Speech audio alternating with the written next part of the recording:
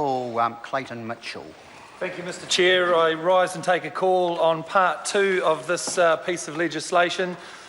And to try and keep it as relatively narrow as possible is probably not going to be the easiest because, let's be honest, the devil's normally in the details, but there is a few details lacking here.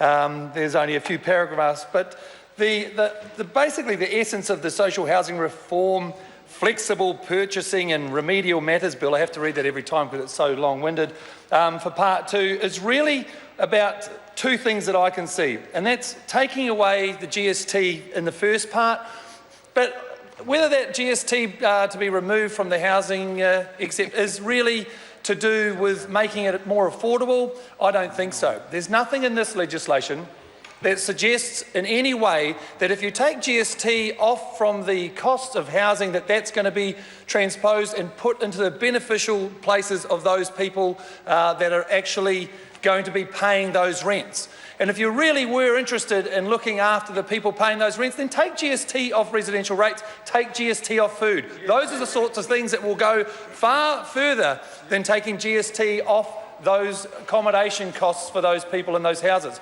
Because this package that this government is putting together and putting it out there for the property developers will be their sum gained.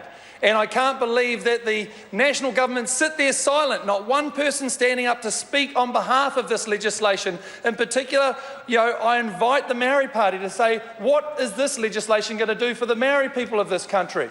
This is eating at the core of their issues. The biggest issues that we have in social housing deprivation throughout this country is now going to be handed over to those large corporations, those property developers, and we're not hearing anything that says in any way that they're going to oppose this bill. In fact, at the last count, they are supporting it, which absolutely begs belief. I cannot understand that. Subpart 2 in the remedial and other matters of this Act here is Housing Corporation Act. And let me read it out to you because it is quite short, but to be honest, those people back home, wherever you are watching, I'm sure there's a good dozen of you out there, might want to know this.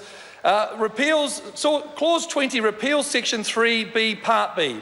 The effect of the repeal is that the Housing New Zealand Corporation no longer has an objective to provide advice and information on housing to the Minister of Housing. Clause 21 amends Section 18.2, Part 2 by making clear that the Housing New Zealand Corporation's research and monitoring function described in Section 18.2, Part J does not include research and monitoring for the purposes of advising the Minister of Housing on those matters. The Minister of Housing is going to be, from now on, getting his advice from the people that they're trying to get industry and employment for. This absolutely contradicts what this whole state housing is about. It's about looking after the people that need to be looked after the most. This is taking away their ability. I would certainly love to hear how the Minister thinks that this is going to benefit New Zealanders, but also the minority groups of New Zealanders, and specifically talking about the Maori people in this country who need a voice, and we're not hearing one, and we need to get some idea of how this is actually going to be of benefit to them and the rest of the people that are living in poverty in this country.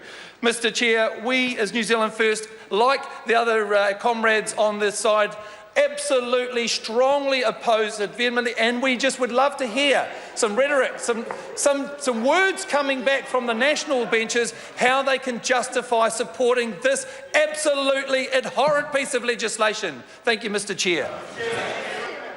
I'm going to call